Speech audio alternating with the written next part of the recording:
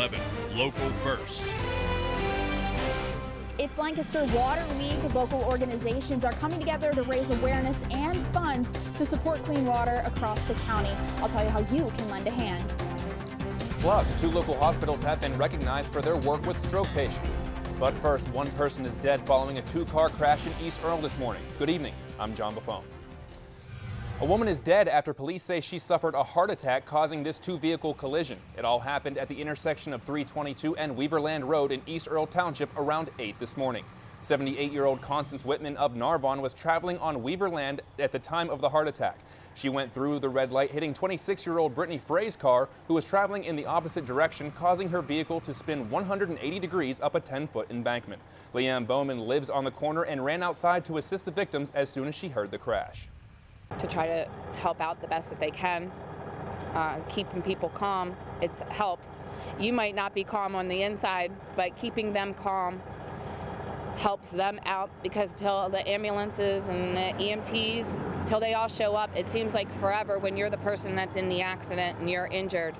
First responders immediately began CPR on Whitman, but were unable to save her. Frey was transported to the hospital and is being treated for multiple injuries. In the past 3 days, Lancaster County has seen 2 horse and buggy involved crashes, and now police are urging drivers to slow down and be aware of your surroundings. News 11's Brendan Leslie joins us in studio to give us tips on how to share our roadways safely. John, with the summer months ahead of us and an increase in traffic flow, local officials are speaking out on how to share the roads safely with horse and buggies. Anticipate when you are approaching a horse and buggy. Slow down, anticipate what may or may not happen, either a turning movement or an unpredictable maneuver by an animal. There were 2 horse and buggy involved crashes in Lancaster County over a span of 3 days. One happened in EPHRATA Township. Police say a car tried to pass the buggy and swerved back into the lane to avoid oncoming traffic, causing the wreck. The second one occurred in Quarryville, which left 3 people in critical condition and is still under investigation. Chief STEFFEN says these crashes are caused by very similar reasons as any other vehicle wreck. The same problem we have with regular drivers, and that is impatience and aggressive driving. The bottom line is there are locations you cannot pass, just like any other vehicle, upon the approach to the apex of a curve or a hill crest, that type of thing. Just be an alert driver. Don't try to force passing them. If somebody's coming in the other lane, don't force them to get over. You might have to be 8 seconds later, maybe 30 seconds. Michael HEISE of Stevens sees a lot of buggies out and about. He enjoys the opportunity when sharing the road with them. And when people complain about any traffic issues that may arise due to a horse and buggy, he says, suck it up. I mean, the road's for everybody, you know.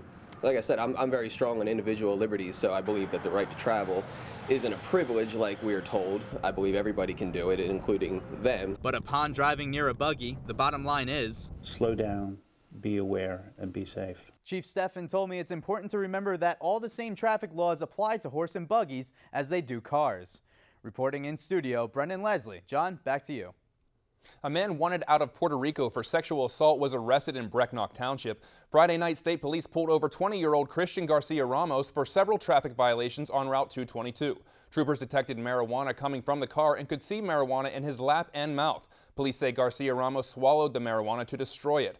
Once in custody, troopers discovered he was wanted out of Puerto Rico for sexual assault of a 13-year-old girl and in Redding on drug charges. Garcia Ramos is being held at the Lancaster County Prison awaiting extradition back to Puerto Rico. Well, Mondays are normally dreary for most people anyway, but this weather certainly isn't helping. But is there any hope for a brighter week? Dave Allen has our first look at the forecast. First Look Weather is brought to you by The Wagon at Weaver Markets. Check out weavermarkets.com for this week's menu. You got that right, John, and unfortunately, I hate to be the bearer of bad news, but we have a lot of clouds, a lot of rain, and some cool temperatures for the next few days. But the good news is summer will be returning. We just have to wait until the end of the week, just in time for the weekend. I'll have details on that coming up in just a few. John. Sounds good. Thanks, Dave. Well, 2 local hospitals have received accommodations for their commitment to stroke patients. Lancaster Regional Medical Center and Heart of Lancaster Regional Medical Center were awarded the Stroke Silver Plus Quality Achievement Award from the American Heart and Stroke Associations. Stroke Program Clinical Coordinator CESAR VELASCO says the award shows the hospital's personal commitment to this important issue. Our hospital believes in giving and compassionate care for every patient every time. That's part of our motto. So we've been very proud of that, and to get a recognition like this from a large association like the American Heart and Stroke Association is just speaks mountains for us.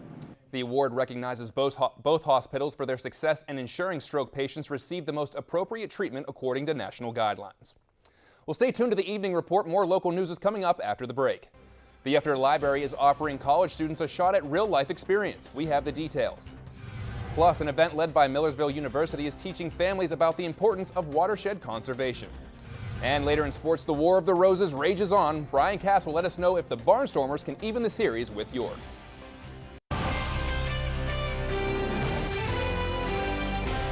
If you are a college student looking to get into library sciences or early childhood education, the EPHRATA Library may have just what you are looking for. The library is currently taking applications for summer interns. The internship offers real-life experiences, engaging family programs, as well as flexible hours. Manager of Public and Outreach Programs, Rebecca Lawrence, says the internship is a great way to get ready for the professional world. Lots of experience working with the public, so developing one's customer service skills, as well as developing attention to detail.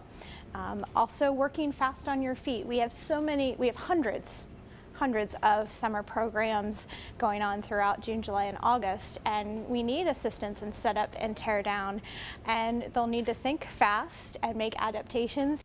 The library is looking for candidates that have been accepted to FIA's work-study program. To apply, you can check out the information on the library's Facebook page or stop by in person. It's Lancaster Water Week, which means hundreds tend to the waterways across the county. It's an effort to keep our waterways safe and energize the community to do the same. News 11's Holly Hare has more. A little rain wasn't going to stop the 90 golfers who came out to Conestoga Country Club today, all in the name of Lancaster Water Week. With Conestoga River running directly through the course, it sets the scene for golfers today and every day. Water is one of those resources that is shared. It doesn't stop at my boundary and end at yours. We all have to work together over the whole length of a waterway. Lancaster Water Week is an initiative by the Lancaster County Conservancy and its local partners to provide the community with opportunities to make a much-needed difference in our waterways. 1,500 miles of our streams in Lancaster County are impaired, and so because of that, what we're trying to do is get people to think about what they do that they can do to help clean the water in our streams. But almost half of those streams are polluted and unable to support aquatic life, which means things like taking a sip of the water on a hot day fishing isn't the best idea. I wouldn't do that around here, but why can't we get it back to that so that we can all enjoy that clean water? Over the next week, organizers are looking to get as many people getting their hands dirty as possible. There are many different projects that people can do that can help save their property, make their property more valuable. Businesses can do the same thing.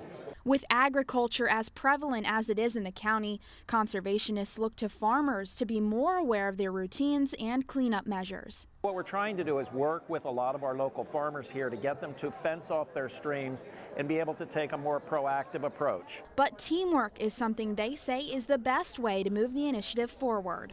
We want everybody, but the agriculture, economic development, and our municipalities to do a better job of owning clean water in Lancaster County.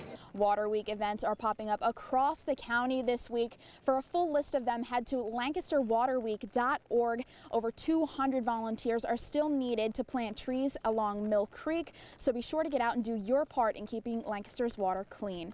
Reporting in Lancaster for News 11, I'm Holly Hare. Sticking with Water Week, Millersville University led an event tonight to teach participants about watershed conservation.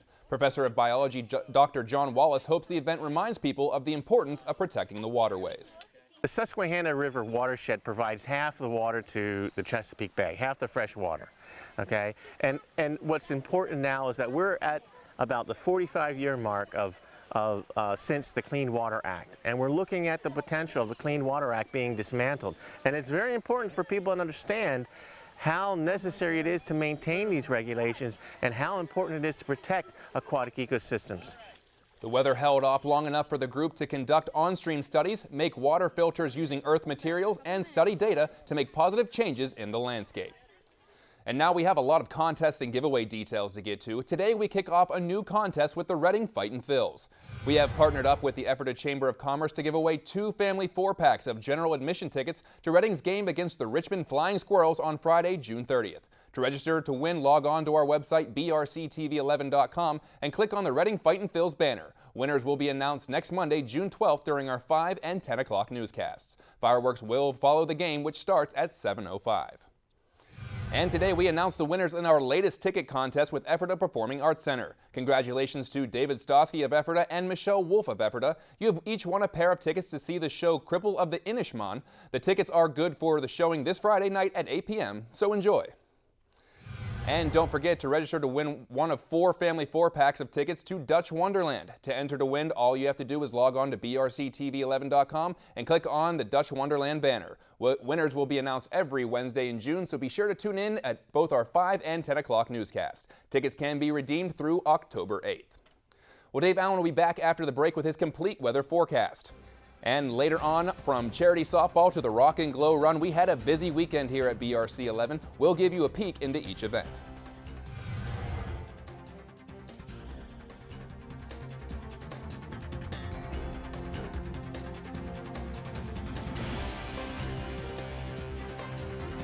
I'm being nice with that 87 right now. We'll just have to monitor it as we head through the rest of the week. John. A little light at the end of the tunnel there, Dave. Thank you. Over 1,000 runners, including several from News 11, rocked their way through the streets of Manheim for the 5th annual Rock and Glow Run.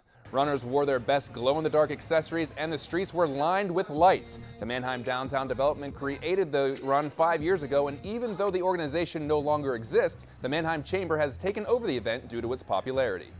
This is one of the big events for Manheim, and we're happy that we were able to carry on the tradition started by the Manheim Downtown Development Group in 2012. I think it brings the community together. I think it brings visitors to our area to see what a wonderful community we have here in Manheim.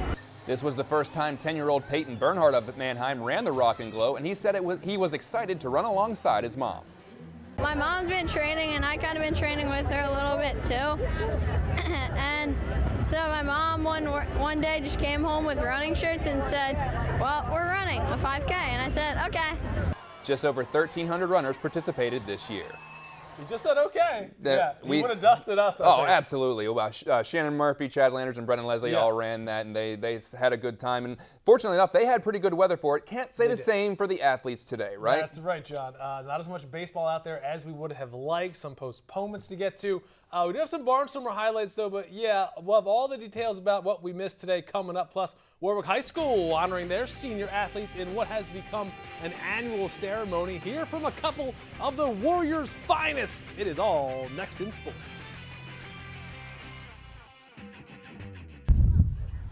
Blue Ridge Cable. Over the weekend, we got a little chance to show off our athletic skills while raising money for a local pediatric center. Saturday was the annual marathon softball event for Schreiber Pediatric Rehab Center in Lancaster. For 3 grueling hours, our news team played a team of employees from Pleasant View in Manheim at Freilich Park in Mountville. It was a good match, but I think it's safe to say we finally pulled off a win. It was a fun day and well worth the sweat to help raise money for such a great cause. Now, pictured there, I mean, you were balling out there. Yeah, well, I had a couple plays at shortstop late in the game. I had some undiscovered talent there. I think you were 20 for 20. You were killing it. But always a great time. We saw some of the Schreiber kids out there. We did. And it reminds us why we did what we did. Great cause. Well, until next time, I'm John Buffone. And I'm Brian Cass. We'll see you tomorrow.